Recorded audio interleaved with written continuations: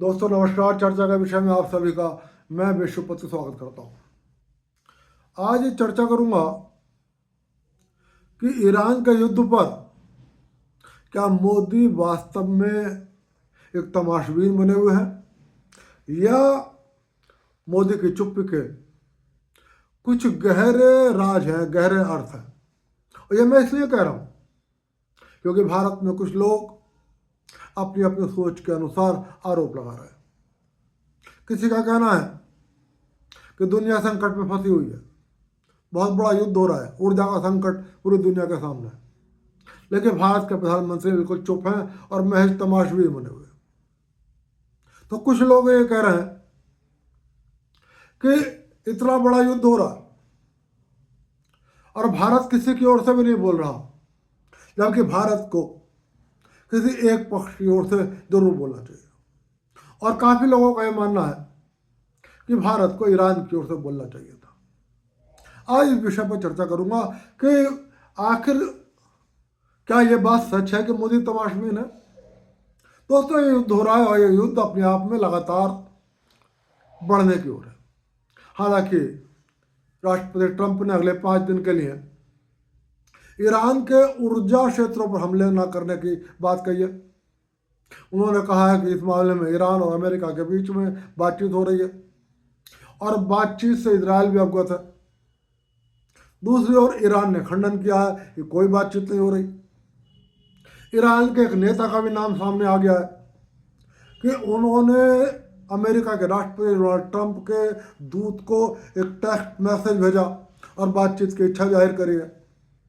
और उस नेता ने भी एक्स पर खंडन कर दिया है कि उसने ऐसा कोई मैसेज नहीं भेजा। फिलहाल सब लोग खंडन करें या कोई पुष्टि करे, लेकिन कुछ ना कुछ तो है। सवाल यह है कि आज ये जो युद्ध हो रहा है, इस युद्ध के पीछे है कौन? क्या अमेरिका के हित, क्या अमेरिका की महत्वाकांक्षा, क्या राष्ट्रपति डोनाल्ड ट्रंप की वजह से यह युद्ध होने जा रहा है? मैं ऐसा नहीं मानता। राष्ट्रपति ट्रंप की इच्छाओं की वजह से यह युद्ध नहीं हो रहा। इस युद्ध का मेरी राय में कारण, एकमात्र कारण सिर्फ एक व्यक्ति है, हालांकि अब वो इस दुनिया में नहीं है, और वो व्यक्ति ईरान के सुप्रीम धार्मिक नेता आयतुल्लाह अली खामनेई। और आयतुल्लाह अली खामनेई की भी 2 इच्छाएं, हालांकि उनके बहुत सारे सपने थे और कोई भी सपना इंसानियत के हित वाला नहीं था, लेकिन 2 सपने ऐसे थे जो इस युद्ध का कारण बने। पहला कि इजराइल के अस्तित्व को वो स्वीकार नहीं करते थे और उनका मानना था कि यहूदियों को इस पृथ्वी पर जिंदा रहने का अधिकार नहीं है। इसका मतलब क्या था कि जितने भी यहूदी हैं इस पृथ्वी पर, उनकी हत्या कर दी जाए। और उनकी हत्या करने की तैयारी कौन कर रहा था? उनके नेतृत्व वाला ईरान। स्वाभाविक है, इजराइल की और उनकी दुश्मनी होनी ही थी, क्योंकि इजराइल इस दुनिया पर, इस पृथ्वी पर मौजूद एक छोटा सा लेकिन एक बहुत ताकतवर यहूदियों का देश है। और इस देश को प्राप्त करने के लिए यहूदियों ने बहुत कुर्बानियां करी हैं,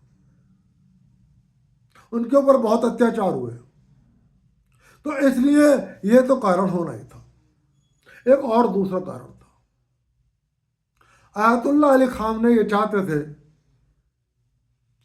कि इस्लाम का खलीफा ईरान बने। इस्लाम का खलीफा आयतुल्लाह अली खामनेई को कहा जाए। इस्लाम में खलीफा की लड़ाई बहुत हुई है। सऊदी अरब भी ये चाहता है कि वो इस्लाम का खलीफा रहे, तुर्की भी चाहता है कि वो इस्लाम का खलीफा रहे।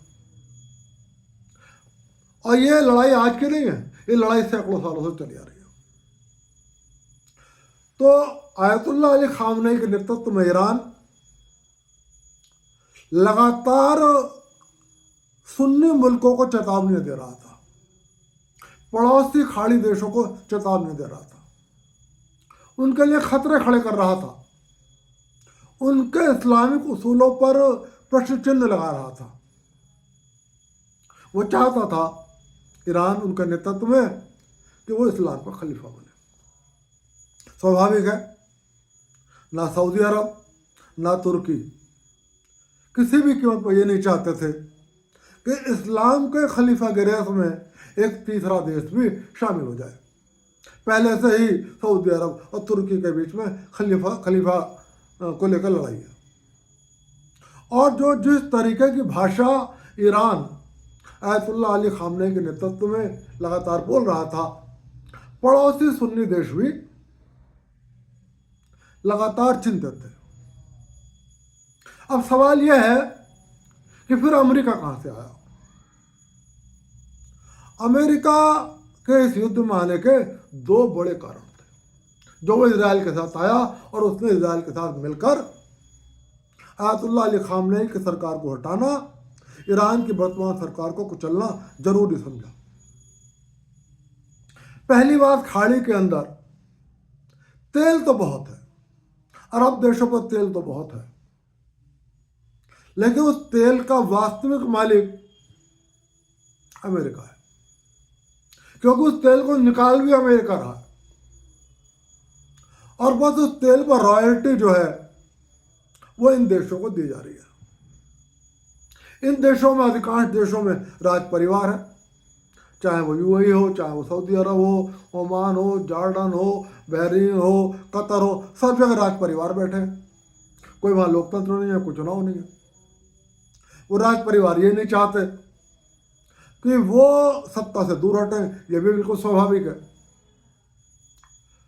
और जिस तरीके से ईरान उनको चेतावनी दे रहा था, ईरान जिस तरीके से खलीफा पद की लड़ाई लड़ रहा था, उन्हें डर था कि ईरान उनकी राजशाहियों को हटाना चाहेगा, ईरान उनको सत्ता से बाहर करना चाहेगा। अमेरिका इन सुन्नी मुस्लिम देशों को, जिनमें राजशाही है, लगातार संरक्षण दे रहा था। और अमेरिका के और इजराइल के 36 के आंकड़े, क्योंकि जब ये 1979 की क्रांति हुई थी तब ये अमेरिका के हितों के खिलाफ हुई थी। और उस वक्त जो ईरान के अंदर राजशाही थी, उसके अमेरिका से बहुत गहरे रिश्ते थे। उस समय रूस को ये लगा था कि ये जो क्रांति होगी ये रूस समर्थक होगी, और वो रूस समर्थक रही भी। तो ये आयतुल्लाह अली खामनेई जो वहाँ पर 1979 की क्रांति हुई, ये अमेरिका के खिलाफ थी और लगातार आज तक वो अमेरिका के खिलाफ है। तो अमेरिका को लगा कि यदि इस्लाम का खलीफा ईरान हो गया तो खाड़ी के अंदर जो उसके तेल के हित हैं उन पर कुठाराघात होगा। तो स्वाभाविक है कि अमेरिका को अपने हित भी बचाने थे। और उधर इजराइल की दुश्मनी तो बिल्कुल स्वाभाविक है, क्योंकि ईरान कह रहा था, खामनेई कह रहे थे कि हम इजराइल के अस्तित्व को नहीं मानते और यहूदियों को जीवित रहने का अधिकार नहीं है, मतलब पृथ्वी पर जितने भी यहूदी हैं उनकी हत्या कर दी जाए। तो इस तरीके से आयतुल्लाह अली खामनेई की इन दो इच्छाओं ने जहां इजराइल को विरोधी बना दिया, वहीं अमेरिका को भी ये सोचने को मजबूर कर दिया कि ईरान का खामनेई शासन को हटाना बहुत जरूरी है। यह अमेरिका के हित में है और ये इजराइल के भी हित में है। दोनों इस मसले पर एक हो गए। दोस्तों, अपने इसी हितों को बचाने के लिए जब इन दोनों देशों को ये लगा कि अब ईरान इतना ताकतवर हो गया है कि यदि इसको हमने इसी स्टेज पर नहीं रोका तो आगे चलकर ईरान को रोकना मुश्किल हो सकता है। खास तौर से इसलिए कि ईरान परमाणु बम बनाने की ओर अग्रसर था, और परमाणु बम बनाने से पहले ईरान ने लंबी रेंज की मिसाइलें सफलतापूर्वक बना ली थी। और आपने इसी युद्ध में देखा होगा, डिएगो गार्सिया तक उसकी मिसाइलें गई हैं। 2000 किलोमीटर दूर तक ईरान के डिमोना शहर, इजराइल के डिमोना शहर तक, जहाँ इजराइल का न्यूक्लियर प्लांट है, वहाँ तक भी उसकी मिसाइलें गई हैं। तो राष्ट्रपति अमेरिका का कोई भी होता, अमेरिका का जो डीप स्टेट है, जो अमेरिका के हितों के लिए लंबे समय की रणनीति बनाता है, उसको ये लगा कि अब समय व्यर्थ करना ठीक नहीं है। हालांकि मैं यह भी बता दूं कि आयतुल्लाह अली खामनेई जितने अमेरिका के लिए खतरा थे, जितना इजराइल के लिए खतरा थे, उतने ही वो भारत के लिए भी खतरा थे। उस बारे में मैं भी आपको बताऊंगा। तो फिलहाल इन हितों के चलते इन दोनों देशों ने, अमेरिका ने और इजराइल ने, यहां पर हमला कर दिया। अब जब हमला हो गया तो भारत में एक बहुत बड़ी जमात सड़कों पर आई, सोशल मीडिया पर आई, और भारत के कुछ राजनीतिक दल, जिनके लिए बस सत्ता जरूरी है, देश हितों से जिनको लिए कोई मतलब नहीं है, उन्होंने राग अलापना शुरू कर दिया। उन्होंने दो राग अलापे। पहली बात कि इतना बड़ा युद्ध हो रहा है, ऊर्जा का इतना बड़ा संकट हो रहा है, पूरी दुनिया ऊर्जा को लेकर चिंतित है, लेकिन भारत के प्रधानमंत्री आराम से सो रहे हैं और वो इस खेल का तमाशा देख रहे हैं। दूसरी ओर भारत में एक ऐसी जमात जो लगातार ये कहती रही, ईरान हमारी ऊर्जा जरूरतों को पूरा करता है, इसलिए भारत को ईरान के पक्ष में बोलना चाहिए। मैं पहले ये बता दूं कौन सा ईरान, ईरान क्या है। यदि मैं इतिहास की ओर भी लेकर जाऊं आपको, तो साइरस से लेकर नादिर शाह तक ईरानी लुटेरों ने भारत पर हमले किए। भारत में हिंदू संस्कृति को रौंदा है, हिंदू धर्मावलंबियों को लूटा है, हिंदू राजशाहियों के ऊपर कत्लेआम मचाया है। वो ईरान जिसके लिए भारत में कुछ लोग, कुछ राजनीतिक दल कह रहे हैं कि ईरान का समर्थन करिए। और यदि मैं इतिहास से अलग हटके वर्तमान में आ जाऊं, तो कौन सा ईरान जिसने 1971 में हमारा विरोध किया, पाकिस्तान को भारत पर हमला करने के लिए अपने पायलट भेजे। भारत पर हमले के दौरान जिस ईरान ने पाकिस्तान से कहा कि तेल तुम्हारे लिए फ्री है, तुम भारत से युद्ध करो, चिंता की कोई बात नहीं। कौन सा ईरान जिसने कारगिल युद्ध में भारत का विरोध किया? कौन सा ईरान जिसने ऑपरेशन सिंदूर में भारत का विरोध किया? कौन सा ईरान जिसने कश्मीर के अंदर आतंकवाद को पनपाया, आतंकवादियों को हथियार दिए, और कश्मीर में जब नरसंहार हुआ, उस नरसंहार का, हिंदू नरसंहार का समर्थन किया? कौन सा ईरान जब धारा 370 हटी और कश्मीर के संविधान को समाप्त किया गया और कश्मीर में भारत का संविधान लागू करा गया, तो उस ईरान ने भारत का विरोध किया?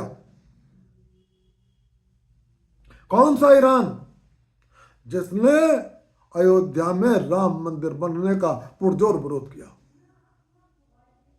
उस ईरान के पक्ष में बोलने के लिए भारत में राहुल गांधी हो या अखिलेश यादव, ममता बनर्जी हो या उद्धव ठाकरे, कहते हैं कि जाओ इस ईरान के पक्ष में बोलो। भारत में मुस्लिम समुदाय ईरान के पक्ष में बोलने की बात कहता है, तो यह बात मेरी समझ में आती है। स्वाभाविक है कि वो ईरान के पक्ष में बोलेंगे। लेकिन भारत के अंदर हिंदुओं में भी एक ऐसी जमात है जो ना इतिहास से सबक लेती है, ना इतिहास से कुछ सीखती है, ना भविष्य को लेकर चिंतित है। उसे बस अपनी जाति के आधार पर, अपने कुछ निहित स्वार्थों के आधार पर वो कुछ नेताओं के पीछे खड़ी हो जाती है। और ऐसे ही लोग बिना इतिहास को समझे, बिना भविष्य को जाने लगातार ये आरोप लगा रहे थे कि जिस ईरान के बारे में मैंने आपको बताया कि नरेंद्र मोदी इस ईरान के पक्ष में खड़े होकर बोले और भारत का पक्ष रखे। अब मैं आपको बहुत बात करता हूं भारत के प्रधानमंत्री नरेंद्र मोदी की ओर से। भारत के प्रधानमंत्री नरेंद्र मोदी ने इस युद्ध में कुछ भी कहना फिलहाल मुनासिब क्यों नहीं समझा। क्यों भारत सांकेतिक रूप से इजराइल चले गए ठीक युद्ध से पहले। लोगों ने कहा कि आपके आने के बाद तुरंत इजराइल ने युद्ध शुरू कर दिया। इससे भारत के ऊपर आरोप लगे। यहां पर भी भारत की एक रणनीति थी। इजराइल भारत का गहरा मित्र है। 1971 में भी उसने हमारी मदद करी, कारगिल में भी हमारी मदद करी, ऑपरेशन सिंदूर में भी उसने हमारी मदद करी। और हथियारों का मामला हो या टेक्नोलॉजी का मामला हो, वो लगातार भारत का मददगार रहा है। इसलिए हमें इजराइल के यहाँ जाने में, इजराइल का हमने के साथ खड़े होने में हमें कोई दिक्कत महसूस नहीं हो रही। जब ऑपरेशन सिंदूर हुआ था तो मैं आपको बता दूं कि दुनिया के मात्र 2 देश थे जिन्होंने खुलकर कहा था कि हम भारत के साथ हैं। एक देश था ताइवान और दूसरा देश था इजराइल। तो हमें ईरान के साथ खड़े होने से कोई नुकसान नहीं। अब सवाल था ऊर्जा जरूरतों का कि क्या भारत को अपनी ऊर्जा जरूरतों की चिंता नहीं थी, क्योंकि ऊर्जा की किल्लत तो हुई है। एलपीजी को लेकर भारत में निश्चित रूप से हालांकि कमी नहीं है, लेकिन किल्लत है। और उस किल्लत का काफी बड़ा कारण वो भारत का आंतरिक भ्रष्टाचार है, हमारी वो आंतरिक समस्या है। क्योंकि डीजल और पेट्रोल की किल्लत नहीं है, सड़कों पर फिलहाल कहीं किसी तरीके की कोई इमरजेंसी दिखाई नहीं दे रही। लेकिन लोगों का कहना है कि ऊर्जा जरूरतों के लिए भारत क्यों नहीं बोल रहा। दरअसल नरेंद्र मोदी सरकार को यह बात अच्छी तरह से मालूम थी कि इजराइल का विकल्प तो हमारे पास नहीं है। इजराइल जो हमें टेक्नोलॉजी दे देगा, इजराइल जो हमें अपने हथियार दे देगा, इजराइल जरूरत पड़ने पर जब लड़ाई का मौका होगा तब हमें जो कुछ दे देगा वो दुनिया में कोई नहीं दे सकता। ईरान तो दे ही नहीं सकता, उसके पास है ही नहीं। वो रूस भी नहीं देगा, वो अमेरिका भी नहीं देगा, वो चीन भी नहीं देगा। इसलिए इजराइल को अपने साथ रखना जरूरी है। लेकिन जो चीज ईरान दे रहा है वो हम कहीं से व्यवस्था कर लेंगे। दुनिया में अकेला ईरान तेल उत्पादक देश नहीं है, अमेरिका भी तेल उत्पादक है, भारत खुद भी तेल उत्पादक है। भारत के पास अपनी भी गैस है, रूस के पास भी गैस है, वेनेजुएला के पास भी तेल और गैस है, खाड़ी के देशों के पास भी तेल और गैस है, कनाडा के पास भी तेल और गैस है। तो जो चीज इजराइल देगा वो कहीं नहीं मिलेगी, लेकिन जो चीज ईरान देगा वो हमें सब जगह मिल जाएगी। दूसरी बात, यह धमकी कि ईरान हॉर्मुज को बंद कर देगा, दोस्तों ये बिल्कुल नहीं हो सकता। वहां कुछ बाधाएं तो खड़ी हो सकती हैं, लेकिन ईरान के अंदर इतनी क्षमता नहीं है कि वो हॉर्मुज को परमानेंटली बंद कर दे। दुनिया में कोई भी ताकत, इवन सोवियत संघ भी ये नहीं चाहेगा कि हॉर्मुज बंद हो जाए। आपने देखा होगा शुरुआत में यूरोप और ब्रिटेन अमेरिका से कुछ अलग चल रहे थे। फ्रांस अपने आप को अलग रख रहा था, जर्मन अपने आप को अलग रख रहा था, और वो ये कह रहा था कि यह युद्ध हमारा युद्ध नहीं है। लेकिन जैसे ही ईरान ने हॉर्मुज स्ट्रेट में बाधाएं खड़ी करी और ये लगा कि हॉर्मुज स्ट्रेट बंद हो सकता है, यूरोप अमेरिका के साथ आ गया, ब्रिटेन अमेरिका के साथ आ गया, और भारत ने भी स्पष्ट कह दिया हॉर्मुज को बंद होना हम स्वीकार नहीं करेंगे। रूस ने भी ईरान को अपनी चिंताओं से अवगत करा दिया कि हॉर्मुज बंद होने का मतलब है पूरी दुनिया की ऊर्जा अर्थव्यवस्था पर असर पड़ना, क्योंकि उसका असर, नकारात्मक असर रूस पर भी पड़ेगा, उसका नकारात्मक असर चीन पर भी पड़ेगा। तो इसलिए जो लोग ऊर्जा को लेकर ये कहते हैं कि साहब भारत ने चिंता व्यक्त करी, उन दोस्तों को समझाना चाहता हूं कि हॉर्मुज स्ट्रेट कभी भी ईरान बंद नहीं कर सकता, पूरी दुनिया ईरान के साथ खड़ी हो जाएगी। अब सवाल है कि भारत ईरान के पक्ष में क्यों बोले। दोस्तों, एक बात तो बड़ी साफ है, कुछ लोग लगातार आरोप लगाते हैं, आपने राहुल गांधी का तो बयान बहुत अच्छी तरह सुना होगा, नरेंद्र मीन्स सरेंडर। बहुत आसान है ये कहना। भारत में वो लोग जिनकी दुकान के या जिनके घर के आगे खड़े होकर कोई जय श्री राम बोलकर चला जाए, या उनके घर या प्रतिष्ठान के आगे अल्लाह अकबर बोलकर चला जाए, तो वो घबरा जाते हैं। वो भी ये बात कह रहे हैं नरेंद्र मीन्स सरेंडर। भारत में ऐसी भी एक जमात है जो ये चाहती है कि यदि हिंदुस्तान में किसी घर में मियाँ बीवी का झगड़ा भी हो रहा है तो नरेंद्र मोदी दिल्ली से आए और उन पति पत्नी के झगड़े में से किसी एक का पक्ष जरूर ले। तो ये तो दुनिया का बहुत बड़ा युद्ध है। दोस्तों, हर युद्ध में बोलना हमारी जरूरत नहीं है, हमारी जरूरत नहीं है। और हमें अमेरिका का नाजायज विरोध लेने की भी कोई जरूरत नहीं है, हमें अमेरिका से डरने की जरूरत भी नहीं है। लेकिन हमें यह मानना पड़ेगा कि आज दुनिया की सबसे ताकतवर जो देश है वो अमेरिका है।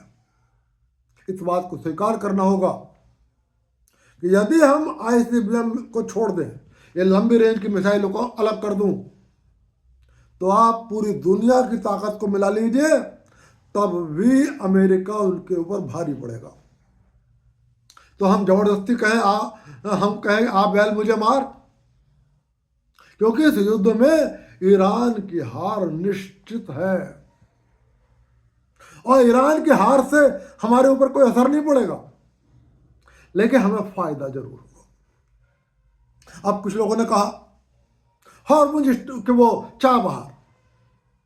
चाबहार पर मैंने पहले भी कई बार बताया आपको, भारत ने बहुत बड़ा इन्वेस्टमेंट किया, लेकिन आयतुल्लाह अली खामनेई ने हमारा एहसान मानने के बजाय हमें ब्लैकमेल करना शुरू कर दिया और कहा चाबहार चीन को दे दूंगा।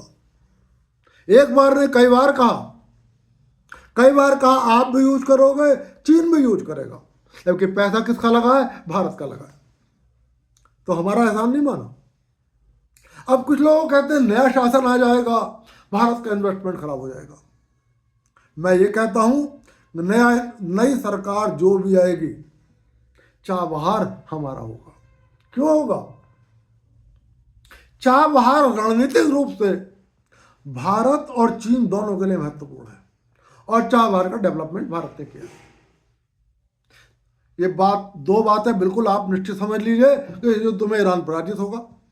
और दूसरी बात, ईरान में खामनेई शासन हर हालत में इस धार्मिक शासन का अंत होगा, भले ही अभी नहीं होगा, इस युद्ध में नहीं होगा, लेकिन जब फाइनली यह युद्ध रुक जाएगा, चाहे मार्च में रुके, चाहे अप्रैल में रुके, चाहे मई में रुके, उसके बाद जब नॉर्मल सी आएगी, क्योंकि ईरान खंडहर बन गया है, ईरान में खाने को अनाज नहीं है, इलाज को दवाइयाँ नहीं है, पीने को पानी नहीं है, रहने को मकान नहीं है और पहनने को कपड़ा नहीं है। वैसे भी खामनेई शासन ने जनता के लिए कुछ नहीं करा था। तब जनता सड़कों पर आएगी,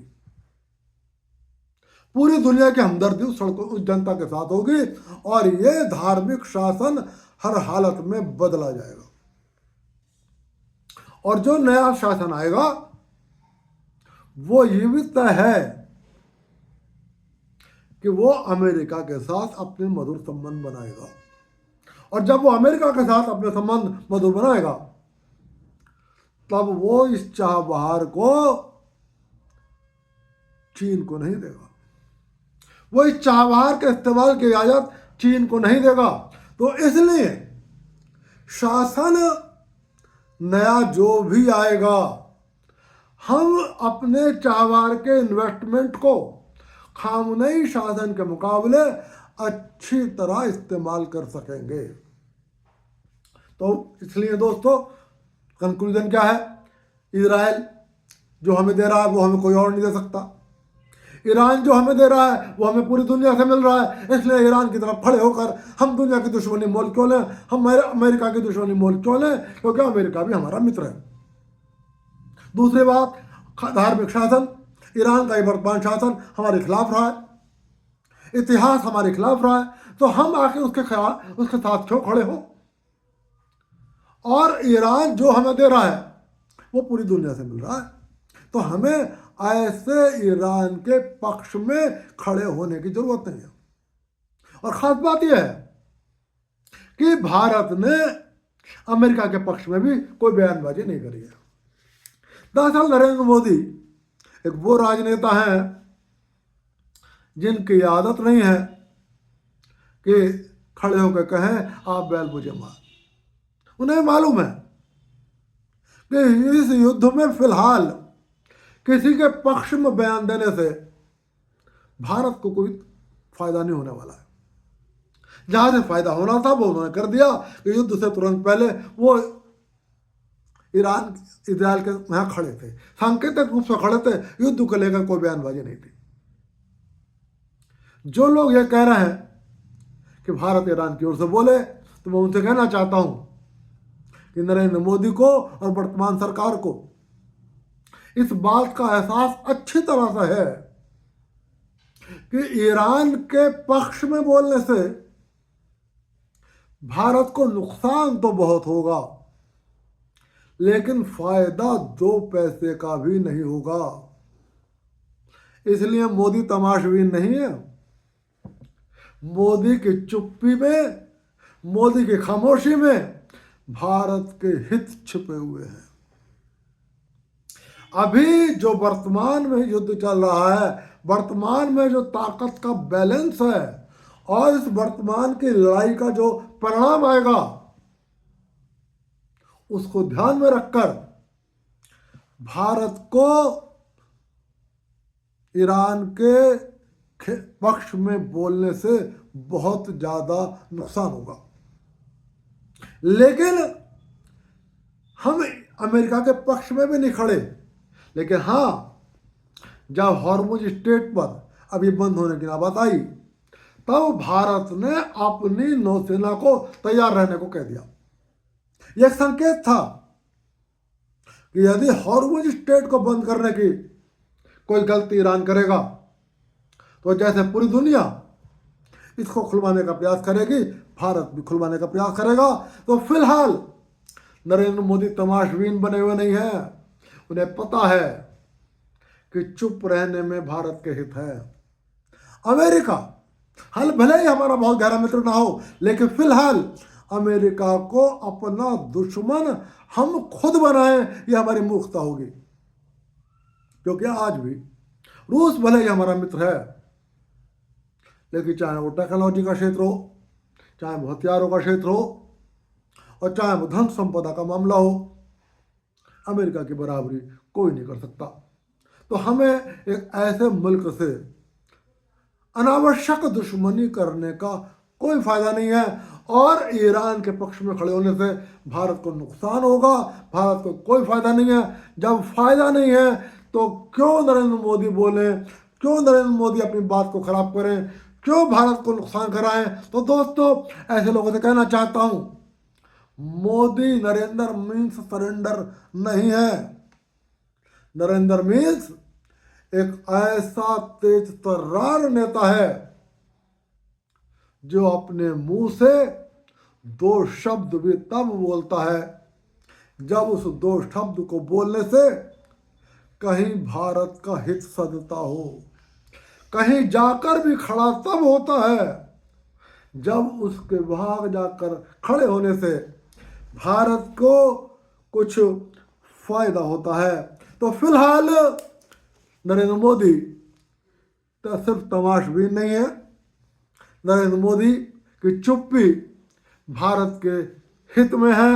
और नरेंद्र मोदी की चुप्पी से आप ये निश्चित समझें, जब युद्ध चल रहा है तब भी और जब युद्ध निबट जाएगा भारत को फायदा होगा। आप लगातार देख रहे होंगे ईरान ने हॉर्मुज़ रास्ता बंद किया है, तो दुनिया के बहुत सारे देश जो अमेरिका समर्थक है उन्होंने भी भारत को ऊर्जा स्रोतों की सप्लाई बढ़ाई है।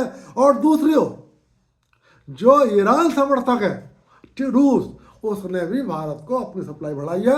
हाँ, रास्ता लंबा होने की वजह से ऊर्जा स्रोत आने में कुछ समय लग रहा है। तो दोस्तों चर्चा के विषय में आज की चर्चा यहीं तक, फिर मिलूंगा, फिर किसी विषय पर बात करूंगा। और चलते चलते आपसे निवेदन कर रहा हूँ, वीडियो पसंद आए लाइक कर देना, चैनल को सब्सक्राइब कर देना। कुछ कहना हो तो कमेंट में ज़रूर कहना, कोशिश करूँगा आपकी शंका का निवारण करूँ। आप सभी को विश्वपति का नमस्कार।